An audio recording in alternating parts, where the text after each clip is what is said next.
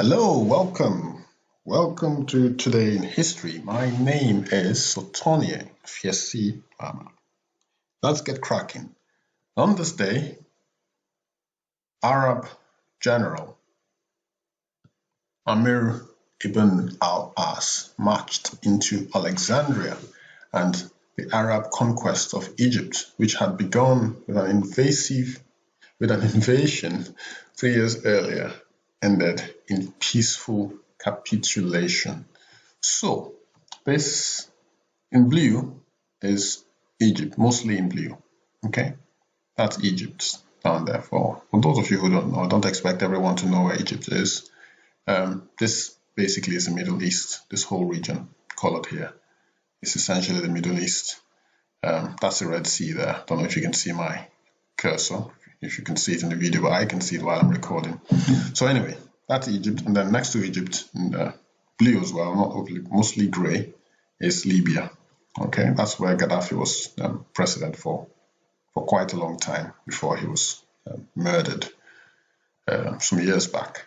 Anyway, so this was the day in 642 that the Arabs invaded Egypt. So prior to this time, Egypt was inhabited by dark-skinned to mid-toned Africans before the Arab invasion. Obviously, they brought their religion with them.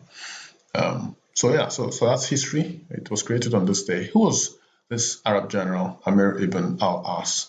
He was a wealthy member of the Banū Sahm clan of the important tribe of Quraysh. He accepted Islam in 629 to 630. He was sent to Oman in southeastern Arabia, which would be somewhere around there, if you can see my cursor. So Saudi Arabia is this huge country here. Just if you cross over the Red Sea, I'm just explaining, just in case you can't see my arrow when the video plays. So the big country just next to Egypt, south of the red area, is Saudi Arabia. So basically, southeastern side of Arabia is where Oman is located. So he was sent there by the Prophet Muhammad and successfully completed his first mission by converting its rulers to Islam. This happened in the year 642. So this is the reason why North Africa is essentially pretty much 100% Muslim. Most of the North African countries. Sudan to the south of Egypt has been divided into two countries now. Northern Sudan is mostly Arab. So that's history as it happened on this day in the year 642. In 1571, on this day, the painter popularly known as Caravaggio was born.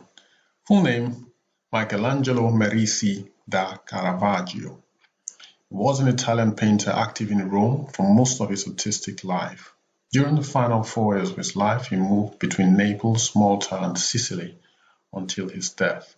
His paintings combine a realistic observation of the human state, both physical and emotional, with a dramatic use of lighting.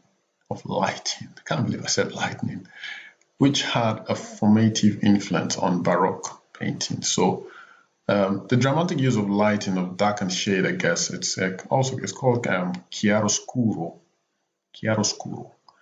I'm going to show you some more paintings of Caravaggio. So this is one of his paintings titled Lute Player. So Caravaggio's Lute Player. Beautiful painting. Very realistic painting.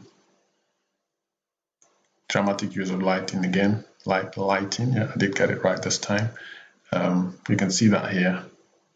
It's a light falling on the lute player's face. Obviously playing lute. It's dark around him mostly. Okay, some more paintings.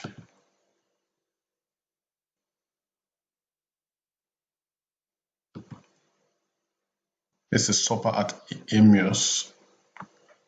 So that's a biblical theme. That's Jesus who is facing us, sat down.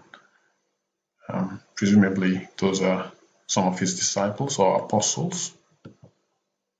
And this is the conversion of St. Paul. So over here is a nativity. Nativity, for those who don't know, is when Jesus Christ was born in Bethlehem in a manger. So you can see the horse. There's a horse in the background. Okay, and obviously Jesus being held by Mary, Joseph, and one or two others. Okay, possibly the wise men, so-called wise men, who were astrologers. Yeah, they were astrologers. Yeah. Okay, so some more paintings by Caravaggio. This is called St. Francis. Another painting. Doubting Thomas painting. So this is essentially Thomas, one of Jesus's apostles, who didn't believe that Jesus Christ had risen from the dead. So that's him kissing, looking at Jesus Christ, basically poking his finger into Jesus Christ's side. It did look like he was kissing his palm, his hand. So I guess Jesus is telling him, well, this is where I was pierced. This is proof that this is me. Put your finger in and see for yourself. Okay, so that's about Caravaggio, who on this day was born. So the year was 1571. 1758, so just 7 years later, we encounter Vice Admiral Horatio Nelson. Who was he? He was the first Viscount Nelson, first Duke of Bronte, born on this day in 1758, also known simply as Admiral Nelson. He was a British flag officer in the Royal Navy. His inspirational leadership, grasp of strategy, and unconventional tactics brought about a number of decisive British naval victories, particularly during the Napoleonic Wars. So this is a picture of Vice Admiral Horatio Nelson, first Viscount Nelson, first Duke Bronte, who was born on this day in 1758. Obviously, there's a picture of a ship as well. Okay, one of his naval vessels that he took to the Napoleonic Wars. Let's move on to the year 1833. This man died. His name is King Ferdinand VII of Spain. And interestingly, on this day also, his 2-year-old daughter, Isabella II, pictured here, was made queen. So obviously she's not 2 here, but yeah, she was made queen on this day, on the death of her father, King Ferdinand II, the 7th, I beg your pardon, of Spain. 1914, on this day, this man pictured here is called Robert Peel, and through his efforts, England's first professional police force, London's Metropolitan Police, often called Scotland Yard, was founded. It became a model for future police departments in various other countries, including the United States. On this day, Enrico Fermi, Italian-American physicist, was born. He was born in the year 1901 in Rome, Italy. He later became a naturalized American. He was a physicist and the creator of the world's first nuclear reactor, the Chicago Pile 1. He has been called the architect of the nuclear age and the architect of the atomic bomb. He was one of the very few physicists to excel in both theoretical physics and experimental physics. Fermi was awarded the 1938 Nobel Prize in Physics for his work on induced radioactivity by neutron bombardment and for the discovery of transuranium elements. He died on the 28th of November 1954 at the age of 53. 1923, on this day, British mandate by Palestine was set in motion by the Balfour Declaration of 1917, which you can see on this snippet here. Must be an article from a newspaper. So this was set in motion by the Balfour Declaration, the British mandate for the establishment of a Jewish homeland in Palestine. It was approved by the Council of the League of Nations, as the United Nations is known today. Well, at one point it was called the League of Nations and became the United Nations after the Second World War. So it came into force today in 1923. So the declaration, Balfour Declaration, was in 1917.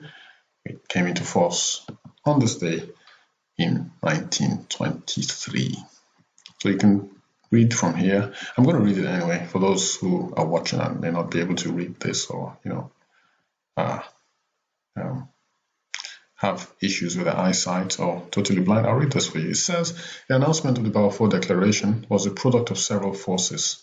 One, British Zionists, namely Chaim Weizmann, heavily lobbied the British for greater consideration of a Jewish homeland, especially as stories of continued Russian persecution leaked out. Second, the Zionists were strongly persuasive to suggest that such a move would bring about worldwide Jewish support, which in turn would lead to worldwide monetary support for the British cause. Desperate for money and more allies in the Middle East, the British grew more willing to accept the proposal for a Jewish homeland. The declaration ran counter to what Arabs perceived, what British promised them in the beginning of the war. I'll read this again. The declaration ran counter to what the Arabs perceived was what the British promised them in the beginning of the war. Foreign Minister Alfred Balfour sent a note outlining the plan, which gives the document its name. Okay. On this day in 1936, Silvio Berlusconi, Italian media magnate, pictured here, former Prime Minister of Italy, was born. The year was 1936. So Silvio Berlusconi, born on this day in 1936. So happy birthday, Mr. Silvio Berlusconi. In 1961, another leader of another country was born, this time in another country. I'll explain. Her name is Julia Gillard.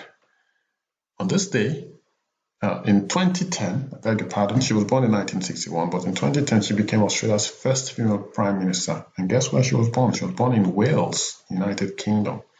So another Prime Minister was born on this day, but born in a different country from the country where she became Prime Minister. She was also the first female Prime Minister of Australia, born on this day in 1961. So happy birthday, Julia Gillard. 1988, last but not least, this talented basketballer, his name is Kevin Wayne Durant. Born on this day in 1988, he is an American professional basketball player for the Brooklyn Nets of the National Basketball Association, the NBA. He played one season of college basketball for the University of Texas and was selected as the second overall pick by the Seattle Supersonics in 2007 NBA draft. He played 9 seasons with the franchise, which became the Oklahoma City Thunder in 2008, before signing with the Golden State Warriors in 2016, winning back-to-back championships in 2017 and 2018. Durant was a heavily recruited high school prospect who was widely regarded as the second best player in his class. In college, he won numerous year-end awards and became the first freshman to be named Naismith College Player of the Year. So happy birthday, Kevin Wayne Durant, born on this day in 1988. That would make him 32 today. Happy birthday, Kevin Durant. 6'10", by the way, so not your taller than average basketballer, I'd say. On that note, guys, I will end today's edition of Today in History. My name again is Sotonye Afiasimama. Hope you enjoyed watching this. I shall see you tomorrow for another edition of Today in History. But before that, do not forget to click the notification bell so that you receive updates of my video uploads. Also, consider subscribing. Give me a thumbs up. I did say subscribe, didn't I? Give me a thumbs up if you like the video. Share with your family and friends, and I shall see you tomorrow. Stay safe. Bye-bye.